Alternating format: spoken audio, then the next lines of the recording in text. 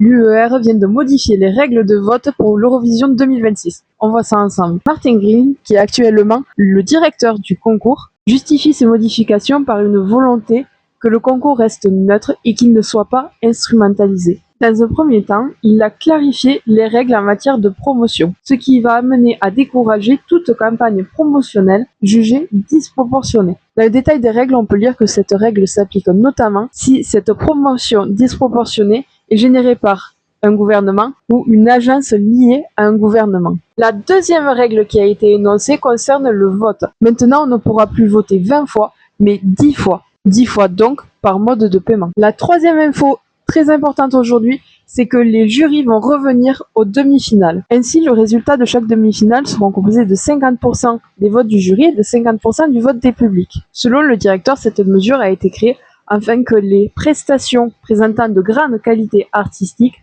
soient reconnues au même titre que les prestations qui ont la faveur du public. De plus, il n'y aura plus 5 jurés, mais 7 jurés. Et parmi ces 7 jurés, ils souhaitent avoir au moins 2 qui est entre 18 et 25 ans, et il souhaite aussi que ces jurés aient des horizons professionnels différents. La quatrième et dernière information du jour est que l'UER va continuer de collaborer avec WANT, qui est le système de vote actuel, mais ils vont le renforcer. En effet, ils souhaitent renforcer le système de détection des fraudes.